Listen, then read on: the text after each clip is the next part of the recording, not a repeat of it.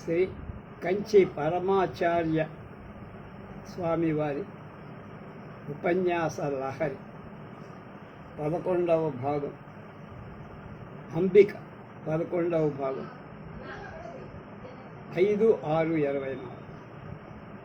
మహాలక్ష్మి అమ్మవారిని గురించి ఇప్పుడు చెప్తున్నారు. ప్రజలందరూ వాళ్ళ ఇల్లు వదిలి ఆత్మవిచారంలో పాల్పంచుకోలేరు. అందరి వల్ల కాదు. ప్రపంచ వ్యవహారం కొనసాగాలంటే డబ్బు కావాలి. ధనమూలం ఇదం జగత్ అన్నాను. కొంతమంది డబ్బు సంపాదించి గృహస్థ జీవితం గడుపుతారు. కాబట్టే ఆత్మవిచారం చేసేవారు కొందరు ఉండగలుగుతున్నారు. ఆత్మవిచారం చేస్తూ సర్వసంగ పరిత్యాగిగా ఉండే సన్యాసులకు భిక్ష ఇయ్యవలసిన బాధ్యత గృహస్థులే కదా. గృహస్థులే లేకపోతే భోజనమెల అనే చింత లేకుండా సన్యాసి జ్ఞాన విచారంలోనూ భగవద్భక్తిలోనూ మునిగిపోలేడు. బుద్ధుడు కూడా ఆ మాటే చెప్పారు. డబ్బులున్నవాడు ఆరామాలని పోషణ చేస్తూ వాళ్ళ యొక్క భిక్షువుల యొక్క మంచి చెడ్డలు చూసుకోవాల్సిన బాధ్యత మీదే అని చెప్పారు. ధనం మీద వ్యామోహంతో దాని వెనక పరిగెత్తద్దురా. నీకు విధించిన కర్మ నువ్వు చేస్తూ దాని ద్వారా వచ్చిన డబ్బును న్యాయబద్ధమైన జీవితాన్ని గడపడానికి ఉపయోగిస్తూ నిన్ను నువ్వు ఉద్ధరించుకోవటానికి ప్రయత్నం చెయ్యి అని చెబుతారు. యల్లభసే నిజకర్మోపాత్తం విత్తంతేన వినోదయ చిత్తం. సంపదకు అధిదేవత మహాలక్ష్మి. ఆమెను ప్రార్థిస్తే న్యాయంగా మనకవసరమైనంత మేరకు సంపదనిచ్చి అనుగ్రహిస్తుంది. జ్ఞాన వైరాగ్యాలను ప్రచారం చేసిన శంకర భగవత్పాదాచార్యుల సాంసారిక జీవనం గడిపే ప్రజల ఎడ పరమ దయాళువులు. వారు లక్ష్మీ అనుగ్రహంకై ఏ విధంగా ప్రార్థించారో తెలియజేయటానికి కనకధారా స్తవం ఒకటిసారి. కనకధారా స్తవపు ఆవిర్భావం వెనక ఒక కథ ఉంది. అప్పటికి ఆచార్యుల వారు సన్యాస ఆశ్రమ స్వీకారం చెయ్యాల. కాలనిలో గురుకుల వాసనలు బ్రహ్మచారిగా ఉంటూ ఇంటింటికి వెళ్ళి భిక్ష స్వీకరించారు. ఒక ద్వాదశి నాడు వారు ఒక కటిక భేదవాని ఇంటికి భిక్ష కోసం వెళ్ళి బహుశా ఆ గృహస్థును అనుగ్రహించడానికేమో బ్రహ్మచారిగా ఉన్న శంకరుడు ఆ ఇంటికి వెళ్ళిన సమయంలో కుంచవృష్టి చేసుకొని జీవిస్తున్న ఆ బ్రాహ్మణుడు అంటే ఆయన ఇంట్లో లేడు. ఆయన గృహిణి ఉంది. ఆమె ఎంత తేజస్సుగా ఉన్నాడు ఈ బ్రహ్మచారి. ఈయనకు భిక్ష వేస్తే మన జీవితం చరితార్థము అనుకో. అయితే ఇంట్లో భిక్ష వేయటానికి ఏం లేదు. ఇల్లంతా వెదికితే ద్వాదశి పాలన కోసం గృహస్థు అలమరలో పెట్టి ఉన్న ఎండిపోయిన ఉసిరికాయ ఒకటి ఆమల దేవతలా ప్రకాశిస్తున్న బాలుడు ఈ ఎండిపోయిన ఉసిరికాయ ఎలా వేసేది అని కొంచెం సేపు తటపట్టాలి. అయితే భవతి భిక్షాందే అని ఎలుగెత్తి పిలుస్తున్న బ్రహ్మచారి ముక్తి చేతులతో పంపరాదు కదా. కనుక ప్రకాశిస్తున్న బాలశంకరుని చూసి ఏం ఇయ్యలేకపోతున్నాను అనే సిగ్గుతో ఎంతో విచారి ఇతని తప్పించుకునేదెలా అంటూ కొంచెం సేపు లోపలికి బయటకి పచార్లు చేసి చివరకు మనకున్నది దీన్నే ఇద్దాం అని అనుకుంటూ ఎండిపోయిన ఉసిరికాయ బాలశంకరుల భిక్షాపాత్రలో భిక్షగా వేసి ఇంతటి దారిద్ర్యంలో తనపై ఆమె చూపిన ప్రేమ ఆమె ధార్మిక బుద్ధికి చెలించిపోయాడు బాలశంకర్. ఆమెకై మహాలక్ష్మిని కనకధారా స్తవంతో ప్రార్థించి ఆచార్యుల వారి స్తవాన్ని విన్న మహాలక్ష్మి ఆకాశం నుండి అక్షరీర వాక్కు, ఈ పేద బ్రాహ్మణ ఇంట అనేక జన్మాలు పాపం చేశారయ్యా, నీకు తెలీదు. వారి కర్మ ఫలితం వారు పూర్తిగా అనుభవించేంత వరకు వారికి ఐశ్వర్యం ప్రసాదించటం కుదరదయ్యా. నువ్వేదో బాలచాపల్యంతో అన్నావు కానీ అని వెనువెంటనే ఆచార్యులు వారి పూర్వజన్మ పాపం ఎప్పటికీ వీరు అనుభవించే దానికంటే ఎక్కువగా ఉండదండి అమ్మా. ప్రేమతో తమ వద్ద మిగిలిన ఒక్క వస్తువు నాకు ధారాదత్తం చేసి ఈ త్యాగ ప్రేమ ఫలితమైన పుణ్యం ఎంతటి మహత్తరమై ఉంటుంది ఆలోచించు. వాళ్ళకి తినటానికి ఏం లేదు, అయినా నాకు భిక్షగా ఆమలకం వేసి ఈ ఫలితం ఒక్కటే వారు చేసిన సమస్త పాపాలు రూపుమాపటానికి సరిపో. అమ్మా మహాలక్ష్మి, నువ్వు ఈ తల్లి అంతటి ప్రేమ, అంతకంటే అపారమైన ప్రేమ దయ ఉన్నదా? అందువల్ల న్యాయాన్ని ఖచ్చితంగా తాతులో పెట్టి తూచద్దు. నీ ప్రేమ అనుగ్రహం చూపి వాళ్ళని కటాక్షించు, అది నీకు. కనకధారా స్తవంలోని ఈ స్తవం వేద బ్రాహ్మణ స్త్రీకై చేసిందనటానికి తగిన ఆధారం కనపడు. శంకరుడు చేసిన ఈ స్తవంలో ఒక శ్లోకంలో దద్యాదయాంబు పవనో ద్రవిణాంబుదారాం అస్మిన్ నికంచన విహంగశిశో విషణ్ణే దుష్కర్మ ఘర్మమపనీయ చిరాయ దూరం నారాయణ ప్రణయిని నయనాంబువాహ. బాలచేతక పక్షి వర్షా చినుకు కోసం ఎదురు చూస్తున్నట్లుగా వీళ్ళు సంపదకై ఎదురు చూస్తున్నారు తల్లి. వాళ్ళ పూర్వ జన్మాలలో వాళ్ళు చేసిన పాపాలు వానలే కొరవని గ్రీష్మంలాగా వాళ్ళని బహుబాధలు గురి చేస్తాం. అది నిజమే, నేనేం కాదు. అయితే నీ యందు కరుణ అనే అనుకూలమైన గాలులు మారుతాలున్నాయి.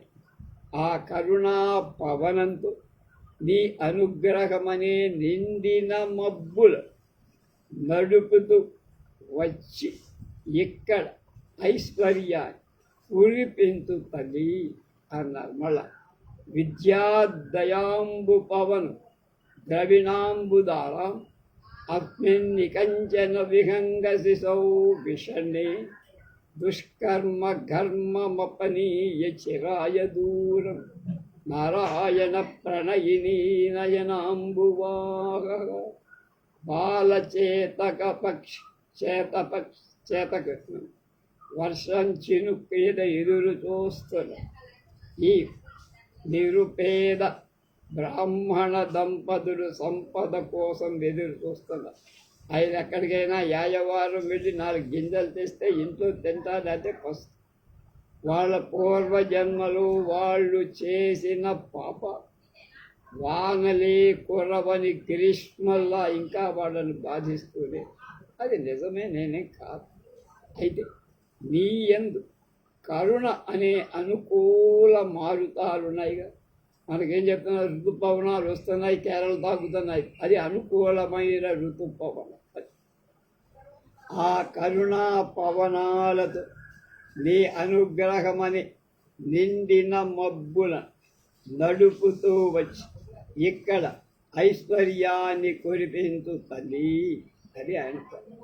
శంకరుడు చేసిన స్తవంతో అమ్మవారు కరిగి పోయి ఆచార్యుల వారికి ప్రేమగా ఎండు ఉసరిక భిక్షగా ఇచ్చిన దాని ఫలితం మహాలక్ష్మి ఆ ఇంటి ఆవరణ అంతా బంగారు ఉసిరికాయల వర్షమే కురిపించి. అందువల్ల ఈ స్తోత్రాన్ని కనకధారా స్తవం అనే పేరు. స్తవమన్నా స్తుతి అన్నారు.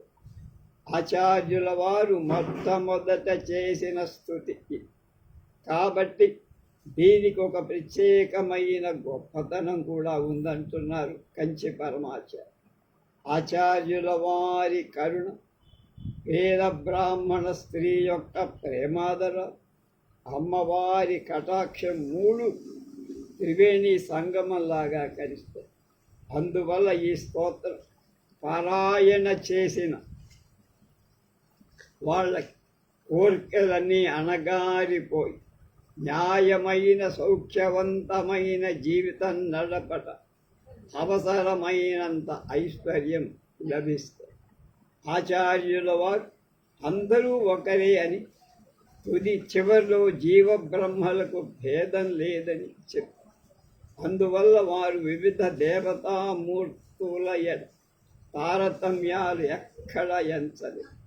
ఎల్లప్పుడూ అందరు దేవత ఒకే పరాశయక్త వివిధ రూపాలే అని నొక్కి నొక్కి నొక్కి చెప్పారు.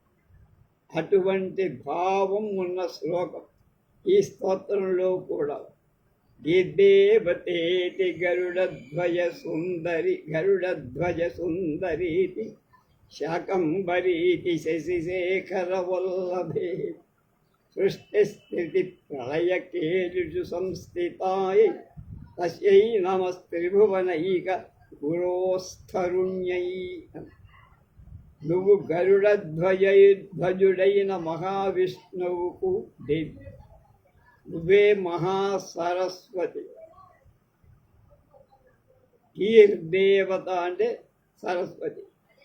అలాగే నువ్వే మహాసరస్వతివి, పుష్కలంగా సస్య సంపదలను ప్రసాదించే శాకంబరి. శాకంబరీతి శశిశేఖర వల్లభేతి, శశిశేఖరుడైన శివుని భార్య కూడా నువ్వు. చంద్రమౌళీశ్వరుని రాణి, మూడు లోకాలను అధిష్ఠించే పరమాత్మ ఒక ఆయన ఉన్నాడు. నీవు ఆయనకు శక్తివమ్మ. మీరిద్దరూ కలిసి సృష్టి స్థితి లయాలని లీలలు చేస్తారు. అలాంటి జగజ్జనని అయిన నీకు నమస్కారం. గిద్దేవతేతి గరుడధ్వజ సుందరేతి శాకంబరీతి శశిశేఖర వల్లభే సృష్టి స్థితి ప్రళయకేజు సంస్థితాయై తస్యై నమస్త్రిభువనైక గురో తరుణ్యై. కాశీమండలంలో విరాజమానమైన పరాశక్తి కామాక్షి దేవి కనక వర్షాన్ని కురిపించి తనకు మహాలక్ష్మికి గల అభేదాన్ని చూపించిందని పరమాచార్య అంటున్నారు. మూక మహాకవి తన మూక పంచశతిలో కనక వర్షాన్ని కురిపించిన కామాక్షి గురించి ఒక శ్లోకం చెప్పారు. ఆయన తుండీర దేశం కనక వర్షాన్ని కురిపించిన తల్లిగా కామాక్షిని స్తుతించి, తుండీర దేశం తమిళనాడులో తొండై మండలం అనే పేరుతో పిలవబడు. ఇప్పటికీ పొన్ విళయింద కాలతూర్, అక్కడ పొన్ అంటే బంగారు, వింద అంటే కురిసిన కాలతూర్ అనే పేరు దానికి. ఆ ప్రదేశంలో ఉందని మీలో కొంతమందికి తెలిసి ఉంటుందంటున్నారు. చాలామంది తెలియదు. అద్వైత ప్రతిష్టాపకాచార్యులై శంకర భగవత్పాదుల కోరికపై కాలడి దగ్గర కనక వర్షం కురిపించిన మహాలక్ష్మి కాంచీపురంలో విశిష్టాద్వైత ఆచార్యులై వేదాంత దేశికుల కోరికపై కనక వర్షం కురిపించి, దేశికులు వారు ఉపనిషత్తులను అబద్ధుల వరకు చదివారు కనుక, కాబట్టి వారికి నిగమాంత మహాదేశికులు అనే పేరు. నిగమాంతం అంటే వేదాంతం. వారికి సర్వస్వతంత్రులు అనే సర్వతంత్ర స్వతంత్రుడు అనే ప్రత్యేకమైన పేరు. అంటే ఆయనకి ఇక ఎదురు లేదు. వారు హయగ్రీవ రూపంలో మహావిష్ణువుని దర్శించి వారే వడగలై సంప్రదాయానికి ప్రవర్తన దేశిక. వారికై వారు ధనాన్ని ఏమీ ఉంచుకో భిక్షాటనం చేసి జీవించి ఎంత గొప్పవారికైనా వారిని అపకీర్తి పాలు చెయ్యాలని కుట్రలు పన్నే విరోధులు ఎప్పుడు ఉంటారు. వేదాంత దేశుకుల వారికి కూడా అటువంటి విరోధులు. సర్వతంత్ర స్వతంత్రులంటే బయట నుంచి సహాయం ఏమి లేకుండా ఎంతటి పనినై తనంతట తానుగా చేయగలిగిన దేశుకులవారు అటువంటి శక్తి గలవారు కాదని నిరూపించి ప్రపంచంలో వారికి అపకీర్తి పాలు చేసి వారి బిరుదాన్ని తగదని చెప్పటానికి విరోధులు ఒకసారి కుట్ర పని. అమాయకుడైన ఒక పేద కుర్రవాడు ఒకడున్నాడు. తెలివితేటలు సంపద రెండూ లేని వాళ్ళకి పిలిచి పిల్లనెవరు ఎవరు అంటే కూతురు. అందువల్ల ఆ కుర్రాడికి వివాహం కాదు. దేశకుల వారి విరోధులు వారిని అవమానపరచటానికి దేశకులు ఈ బాలుణ్ణి ఉపయోగించుకోవాలనుకో. అలాంటి వాడు ప్రతి కాలంలో ఉన్నారు. అది విరోధుల పన్నాగం ఈ రకంగా. ఈ కుర్రవానికి దేశకుల వార వద్దకు వెళ్ళి ధనాన్ని అర్థించమని చెప్పారు. ఆయన దగ్గర ఉంది శివాలయం లేదు, ఈయటానికి ఆయన దగ్గర రూపాయి కూడా. ఈ కుర్రవాడి కోసం ఆయన ఇతరుల అర్థించటానికి వీలు కూడా లేదు, యతీశ్వరుడు కనుక. మరి సర్వతంత్ర స్వతంత్రులని వారికి బిరుదుంది కదా, కనుక ధనం ఉత్పత్తి చేసి ఇవ్వటం కూడా. ఎవడు డబ్బు సాయి పుట్టపతి సాయిబాబా లాగా హంపట్ అంటే జేబులో చేతిలోకి కాసులు హారాలు ఉంగరాలు రావు, గొలుసులు గడియాలు. కనుక వారు ఈ చిక్కులో ఉన్నప్పుడు తాము వెళ్ళి, ఏమి స్వామి ఎంత పెద్ద బిరుదు వహించారు, పసివాడి కోరిక తీర్చలేకపోయారే అని ఈసడించి అవమానం చేయొచ్చు. ఈ విధంగా ఆలోచించిన విరోధులు దేశకుల వారి వద్ద ఏ విధంగా మాట్లాడవలో ఆ కుర్రాన్ని పంపు. వేద బ్రహ్మచారి దేశకుల వారి సాష్టాంగ నమస్కారాలు చేసి పెళ్లి చేసుకోవటానికి డబ్బు కావాలండి స్వామి. దీనికి సంబంధించింది కాకపోయినా దీని నుంచి మనకు విషయం అర్థమవుతుంది. దేశకుల వారి కాలంలో అంటే ఇప్పటికి సుమారు 700 ఏళ్ల క్రితం వరుడి తాలూకు వారు వధువు తరపు వారికి డబ్బిచ్చి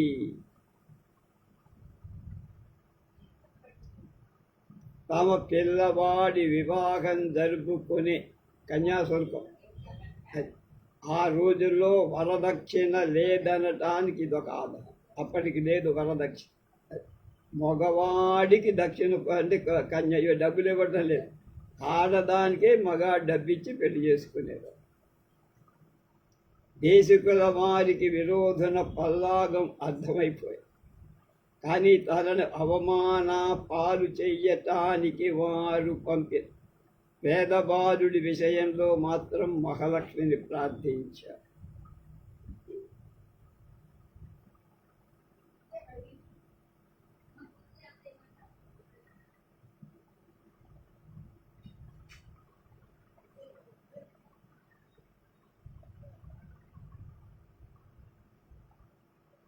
తక్షణమే ఆయన ప్రార్థించిన తక్షణమే బంగారు వర్షమే పడిపోయింది.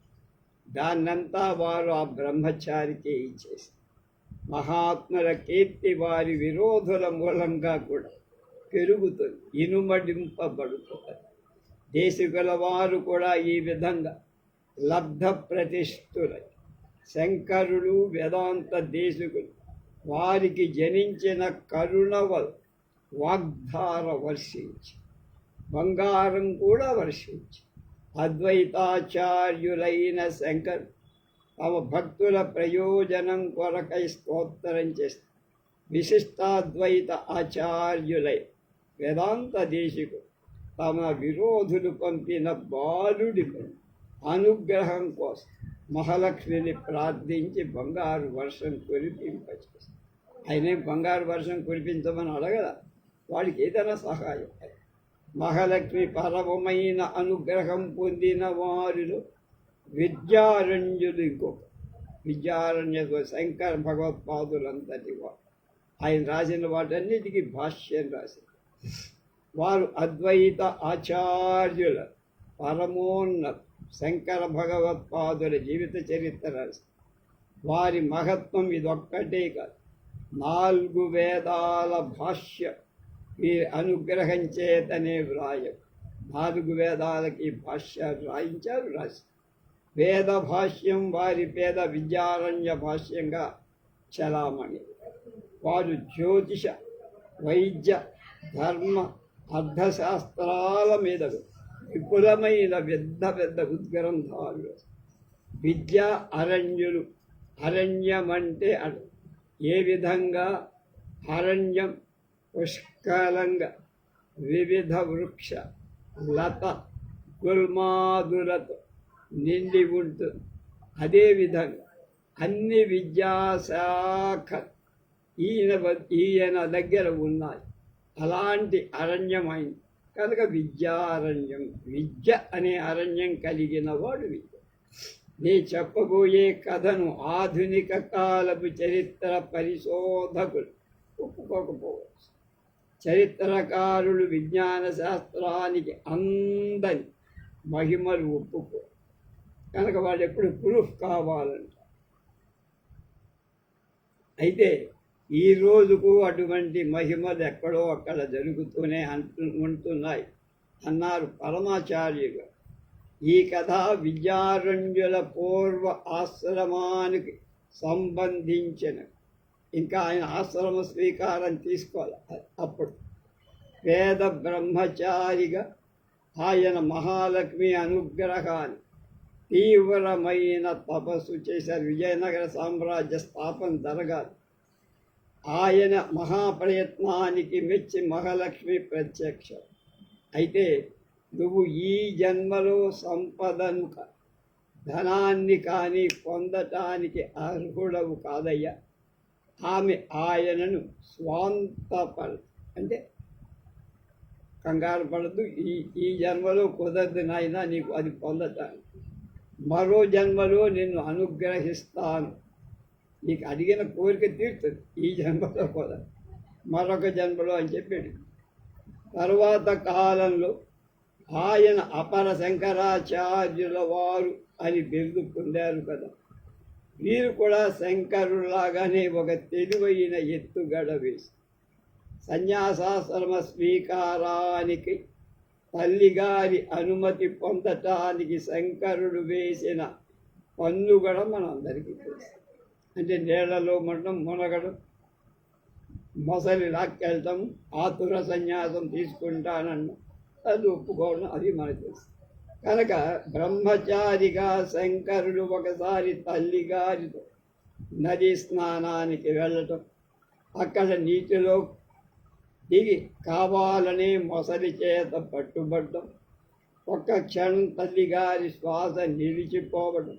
అమ్మా నువ్వు బాధపడవద్దు, ఈ జన్మలో నేను మొదటి నోట పడాలని ఉంది.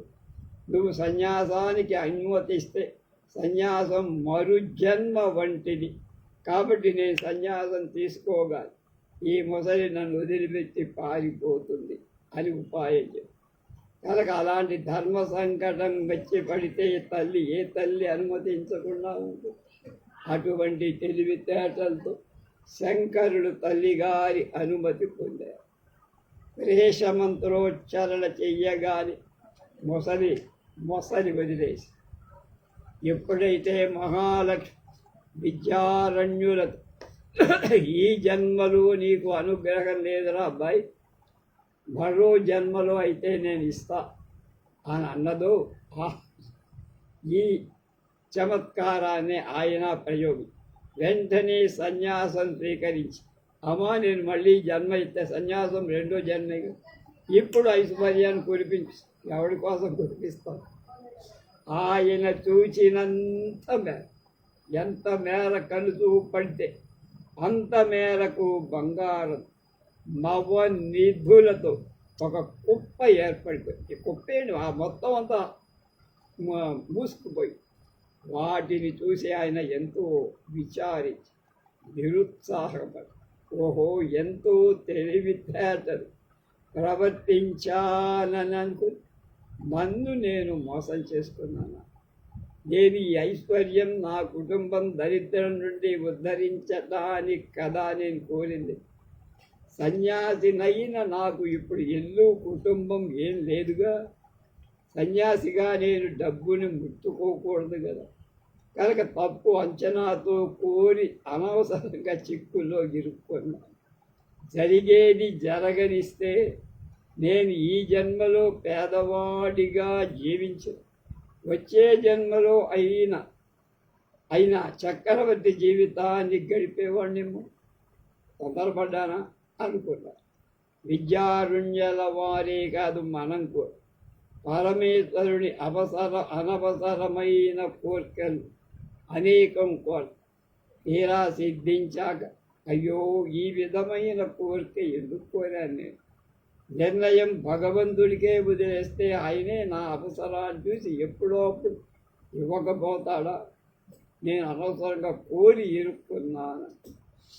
మనకి ఏది ఉత్తమము ఆయనకే తెలుసు అనే జ్ఞానంతో నిర్ణయాలను భగవంతుడికే వదలటం తెలివైన. విద్యారణ్యుల వారు వివేకం కల.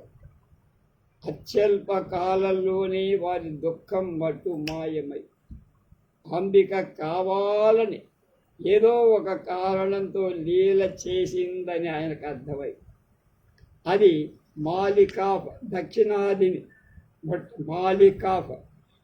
దక్షిణాదిని ముట్టడించిన కాలం.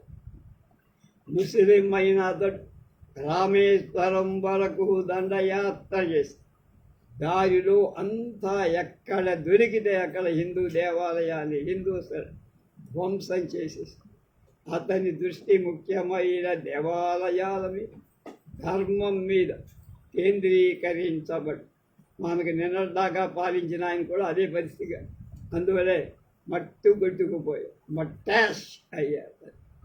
దక్షిణాది రాజుల దేవాలయాలను అనంతమైన ధనరాశులు కొల్లగొట్టుకుపోయారు. ఇక దక్షిణాది రాజుల వద్ద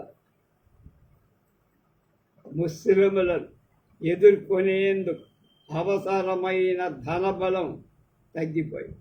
ఇక్కడ ఉన్న రాజుల దగ్గర, వీళ్ళ దగ్గర ఉన్నంతా వాడు దోచేశారు. విద్యారణ్యుల వారు ఆలోచించారు, ఇక్కడ అనంతమైన ధనరాశులు ఉన్నాయి. అంబిక అనుగ్రహం వల్ల నాకు రాజ్యపాలన విషయం సహాయం చెయ్యగల బుద్ధి తీక్షణత బాగా ఉంది. అంటే మంత్రాంగం చెయ్యగలదు. ఈ సంపద నా బుద్ధి సామ్రాజ్య సంస్థాన అంటే హిందూ సామ్రాజ్యం అభివృద్ధికి ఉపయోగిద్దాం అని ఒక ఆలోచన. వారికి వ్యక్తిగతమైన నష్టం సనాతన హిందూ ధర్మానికి లాభకారం. విద్యారుణ్యల వారికి అనేక శాస్త్రాలలో పరిచయం. వాటితో తనకు శకున శాస్త్రం కూడా ఆయనకి తెలుసు, దానిలో నిష్ణాతం. దాని సహాయంతో వారు సనాతన ధర్మరాజ్యాన్ని స్థాపించట అనువైన సమయం కాలం వచ్చిందని అర్థం చేసుకుంది.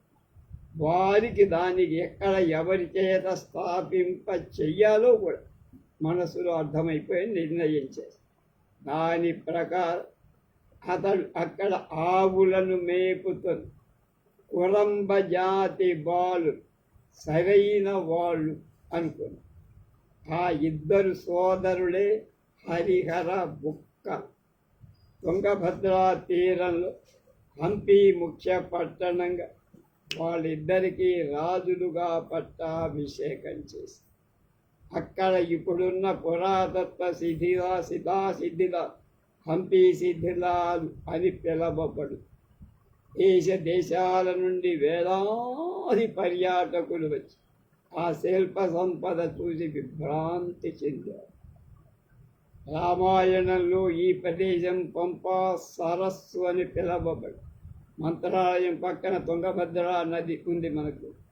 కిష్కింధలో భాగం పక్కనే కొర్ర, అక్కడే ఆంజనేయ స్వామి పుట్టినటువంటి గుహ కూడా ఉంది. అంజనాదేవికి ఆంజనేయ. కన్నడంలో పాహ రెండు ఒకటి, పంప హంప. తెలుగులో పాలు, కన్నడంలో హాల్ అంటారు. హాలు అంటే మనము ఇంట్లో ఉండే హాలు, అక్కడ హాలు అంటే పాహాలుగా మారిన కనుక పంప హంప ఆ రోజు ఇవాళ హంపి అయింది.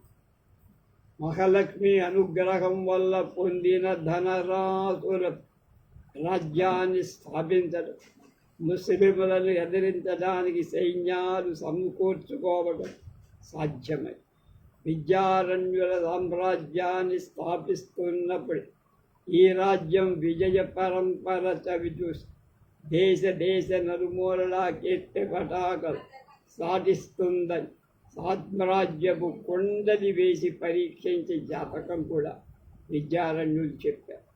ప్రస్తుతానికి విశాఖపట్నం సమీపంలో విజయనగరం జిల్లా కూడా ఉంది. విజయనగరం ఉంది, అక్కడ ఉంది సంగీత కళాశాల ఉంది. పూసపాటి రాజులు ప్రభువులు ఘంటసాల వారు అక్కడే ద్వారం వెంకట స్వామి నాయుడు, మాదిగొట్ట నారాయణ దాస్ అంటారు. ఇప్పుడు చెప్పుకునే సామ్రాజ్యం బళ్ళారి హాస్పిటల్. హరిహర బుక్కల్ విద్యారణ్య మహర్షి స్వామి సహాయం సామ్రాజ్యాన్ని విస్తరించి విద్యారణ్యుల ఆశీస్సుల బుక్కరాయలు కంపలను సర్వసైన్యాధ్యక్షుడిగా దక్షిణాదిలో మిగిలిన అన్న ముస్లిం పాలకుల దండయాత్ర పంపారు. అతడు అనేక చిన్న చిన్న రాజ్యాలుగా విడిపోయి ప్రాంతాలను సమైక్యం చేసి విజయనగర సామ్రాజ్య అంతర్భాగం చేసి దానిలో కలిపారు. ఇతడు కంపన్న వడయర్ అని పిలువబడేవాడు. ఈ వడయర్ అనే నామం మైసూర్ పాలకులు కూడా ఉంది. జైచామరాజ వడయర్ అనే రాజు ఉంటాడు. విద్యారణ్యుల వారి ఆశీర్వచన బలం వల్ల మహోత్సాహంతో కంపనరాయలు రామేశ్వరం వరకు దండయాత్ర చేసి దారిలో 5-6 ఢిల్లీ సుల్తాన్ ముస్లిం ప్రతినిధులు జయిస్తూ సాగిపోయి మధురలో పెద్ద యుద్ధం జరిగింది. మధుర ముట్టడి ముందు రోజు మధురాపురాధిదేవత ఆయనకు కనబడి ఖడ్గమిచ్చి ఆశీర్వదించి మధుర మీనాక్షి ఆయన ఆరాధనా ఫలితంగా మాలికాపర్ వంటి ముస్లింలు వేసిన అరాచకాలు అంతరించిపో ధ్వంసమైన దేవాలయ పునరుద్ధరింపు దక్షిణాదిన హిందూ సమాజాన్ని నూతన చైతన్యాన్ని వైదిక సంప్రదాయానికి కొత్త జీవితాన్ని ఇచ్చిన వారు కంపరాయ కంప వడయ. తిరుచి దగ్గర సమయపురం పక్కన కన్ననూర్ అనే ఊరు ఉంది. నేను ఆ దేవాలయానికి వెళ్ళారంటున్నారు పరమాత్మ. అక్కడి స్వామి పోచ్చలేశ్వరు, చా కింద వాస్తవానికి ఆయన నామం కొయలేశ్వరు. కొయసల రాజులు అనేక మంది హరి బీది కనబడుతున్నారు. ఆయన హొయసల వంశపు రాజులకు ఆరాధ్యత. తమిళం కన్నడంలో హయసల పొయసల పొత్సగా. దీన్ని ఎరగని వాడు కొందరు పోచలేశ్వరు, వసలేశ్వరుడు అన్నారు అనే పేరును సరిదిద్ది భోజేశ్వరుడుగా మార్చి అక్కడ గుడి ప్రహరీ గోడల మీద ఒక శిలాఫలకం ఉంది. ముస్లిం పాలక దేవాలయాలు ధ్వంసం చేస్తుంటే కంపన్న వడయర్ అని ఆయన రక్షించాడు అని శాసనం. దాని మీద వ్రాయి. ఆ గోడలు చూస్తుంటేనే ముస్లింల అరాచకం ఇప్పటికీ కళ్ళ ముందు కనపడుతుంది.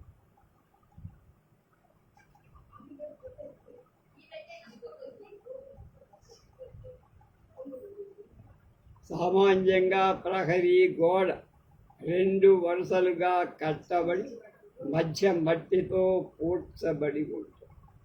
కానీ ఈ దేవాలయం మొదటి వరుస గోడ పూర్తిగా ధ్వంసం చేసేశారు. రెండో గోడ మాత్రం మళ్ళా పునరుద్ధరించబడింది.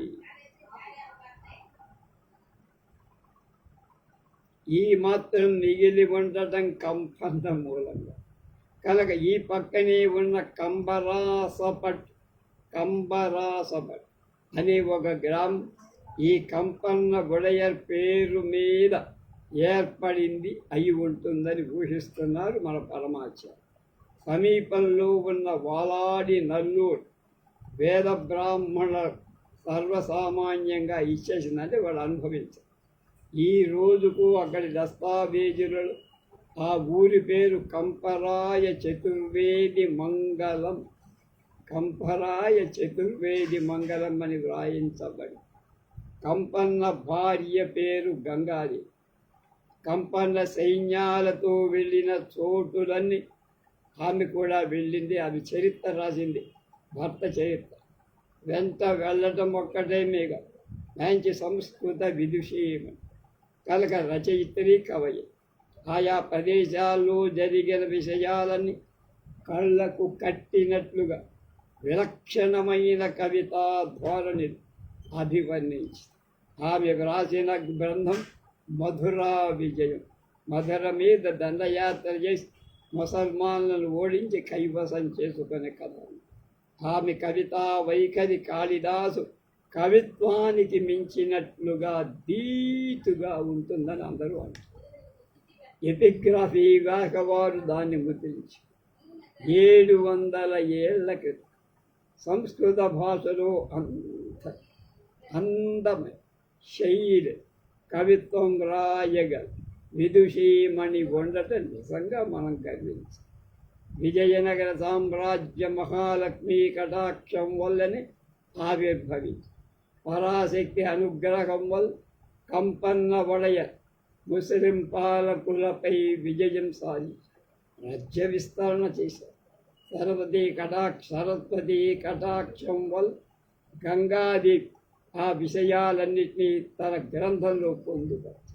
దక్షిణాదిన 50 సంవత్సరాల ఇతర మతస్థుల వల్ల క్షీణ దశను పొందిన వేదాలను, దేవాలయాలను, ధర్మాన్ని పునఃప్రతిష్ఠించి కంపన్న వడయ ప్రజలకు ఎనలేని మేలు చేకూర్చారు. ఈ విజయనగర పాలకుల నుండి ప్రపంచ ప్రఖ్యాతి చెందిన శ్రీకృష్ణ దేవరాయలు వచ్చారు. ఈయనంతటికీ విత్తు నాటినవారు, వెనక నుండి నడిపిన విద్యారణ్య మహర్షి. హిందూ సామ్రాజ్య స్థాపన, విస్తరణ, పాలనా వ్యవస్థ ఏర్పడటానికి విద్యారణ్యులే వెన్నెముక, వెన్ను కూడా.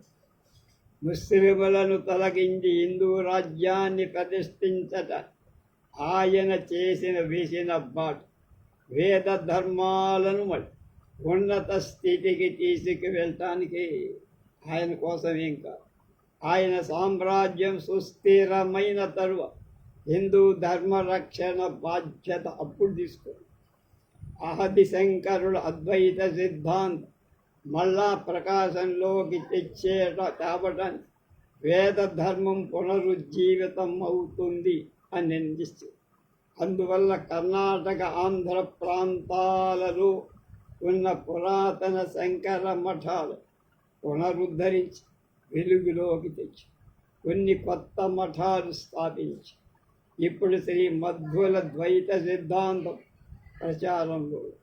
దాన్ని ఎదుర్కోవటానికి విద్యారణ్యులు అద్వైత మఠాలు స్థాపించి ప్రజల సుఖ జీవనాన్ని శాస్త్రాలు, శస్త్రం కావాలి, ఆయుధం కావాలి, శస్త్రాలంటే ఆయుధాలు, శత్రు రాజ్యాలను కాపాడుకోవటానికి ఆయుధ సామగ్రి లేకపోవటం మూలంగానే చైనా యుద్ధంలో మొదటిసారి చైనా చేతిలో నెహ్రూ మనకు ప్రధానిగా ఉన్నప్పుడు, బీకే కృష్ణమేనన్ రక్షణ శాఖ మంత్రిగా ఉన్నప్పుడు ఓడిపోయిన సంగతి మనకంది. ఉప్పు పట్టిన తుపాకులు ఇచ్చి పంపితే ఊరుకుంటారు, అది చెత్త కొట్టేస్తారు. కనుక మనం కావలి చేసుకోకుండా ఉండటం ఆత్మ పరిరక్షణ శాస్త్రాలు అవసరం. కనుక శాస్త్రాలు దేనికి? విద్యా వ్యాప్తికి, దానికి నిర్మాణాన్ని, పరోక్షంగా రాజ్య స్థాపన శాస్త్రాలు, ప్రత్యక్షంగా శ్రీ శంకర మఠాల పునరుద్ధరణ శాస్త్రాన్ని ఉపయోగించి విద్యారంజుల యావత్ హైందవ సమాజ ముస్లింల బారి నుండి కాపాడి హైందవ ధర్మ పునరుజ్జీవింపచేశారు. కర్మ, భక్తి, జ్ఞాన మార్గాలని మూడింటిని ప్రోత్సహించి అభివృద్ధి పరచిన మహనీయుడు విద్యారణ్యసుడు. వారి పంచదశి ప్రకరణం, జీవన్ముక్తి వివేకం అనే గ్రంథం అత్యున్నత జ్ఞానాన్ని ప్రసాదించట అత్యంత సమర్థ. దేవాలయాలు పునరుద్ధరణ, మఠస్థాపన వంటి కార్యాలతో ఆయన భక్తి మార్గాన్ని ప్రోత్సహించి వేద భాష్యం వ్రాయటానికి కారకులు అవటంతో వారు కర్మ మార్గాన్ని మళ్ళీ పునఃప్రతిష్ఠ చేసి మహాలక్ష్మి ప్రసాదించిన నవనిధులు వీరి అంతటి ఉన్నత స్థితికి ప్రాతిపదిక. అమ్మవారి లక్ష్మీదేవి కటాక్షం ఆ విధంగా ఉపయోగం. సంపాదించటం కట్టే ఇవ్వగలగడం నిజమైన లక్ష్మి. ఇటువంటి దాన ప్రవృత్తికి మహాలక్ష్మి అనుగ్రహం వల్లనే మనకి లభిస్తుంది, సిద్ధిస్తుంది. శంకరుల వారు పేద బ్రాహ్మణ స్త్రీ కోసం కనక వర్షం కురిపించారు, కనకధారాస్తం. అలాగే ఆమె మహాలక్ష్మిగా ఐశ్వర్య అధిదేవతగా ప్రార్థించి అదే స్తోత్రం తన కోసం ప్రార్థించేటప్పుడు మనస్సులో మాలిన్యాలను తొలగించి జ్ఞానాంబికగా ప్రార్థించారు. తన కోసమే వాడదు. సంపత్కరాని సకలేంద్రియనందనాని సామ్రాజ్యదాన విభవాని సర్వాక్షి తద్వందనాని దురితోద్ధరణోద్యతాని మామేవ మాతరనిశం మాతః అనిశమం మాతరనిశం కలయంతు మాన్యే. సంపత్కరాని సకలేంద్రియనందనాని సామ్రాజ్యదాన విభవాని సరూరుహాత్ తద్వందనాని దురితోద్ధరణోద్యతాని మామేవ మాతరనిశం కలయంతు మాన్యే. వైష్ణవులు మహావిష్ణువు తండ్రి అని పిలవనప్పటికీ మహాలక్ష్మిని మాత్రం తల్లి అంటారు. తండ్రిని తల్లి, మహావిష్ణువుని తండ్రి అని పిలవరు, కానీ అమ్మవారిని మాత్రం తల్లి అని. ఆమె శ్రీమాత అయింది, పరాశక్తి. ఆచార్యుల వారు ఆమె మాత అని సంబోధిస్తారు. ఇంకొక పేరు, నీకు నమస్కారం చేస్తే చాలమ్మా, అది సమస్త ఐశ్వర్యాలు ప్రసాదం, సర్వేంద్రియాలకు ఆనందం కలిగిస్తుంది, సామ్రాజ్యాన్నే అనుగ్రహిస్తుంది, సమస్త సంపద తల్లివైనను నీ నుండి నేను కోరేది ఈ సంపదలేం కావు, ఇవే నాకు అక్కలు, ఏం చేసుకోండి, ఇంకొకటి ఉందమ్మా నేను కోరేది. సమస్త పాపాల లోతుగా మొదలంతా నదికి పారవేసి శక్తి కూడా నీకు చేసే నమస్కారానికి ఉంది. కనుక నాకు ఆ పని చేసిపోయి నాకు ఇంకేమక్క, నా పాపాలని పూర్తిగా ప్రక్షాళన తల్లి నువ్వు నాకు ప్రసాదించవలసింది నమస్కరించడం, నేను నీకు నమస్కరించడం అని మహా ఐశ్వర్యాన్ని కోరుతా తప్ప నాకు ఏ రకమైన భోగభాగ్యాలక్కలు. 5 కిలోమీటర్ల దూరంలో హెలికాప్టర్ వేసి తిరిగెళ్ళాల్సిన ముఖ్యమంత్రిలాగా నాకు అక్కర్లేదమ్మా. నాకు కావాల్సింది నీకు నమస్కరించేటువంటి సద్బుద్ధిని నాకు, అదే ఐశ్వర్య ప్రసాది. అని ఐశ్వర్యం నన్నెప్పుడు అలాంటి ఐశ్వర్యం నన్నెప్పుడు ఎడబాయకుండా ఉండుగా. ప్రజలందరూ మహాలక్ష్మి వారి జీవితాలను పాపపు ఆలోచనలు కోరిక లేకుండా నడుచుకోవాలని అనవరతం ప్రార్థిస్తూ మనం ఉండాలంటున్నారు పరమాచార్య కంచిపరం. ఆచార్యుల వారి వలనే ఆచార్యుల వలనే శంకర భగవత్ విద్యారణ్య దేశికులు వాళ్ళకు లాగా శంకర భగవత్పాదులాగా విద్యారణ్య స్వామిలాగా తాము కొరకు ఇతరులకు సహాయం చెయ్యటాన్ని అమ్మవారిని ఆరాధించాలి.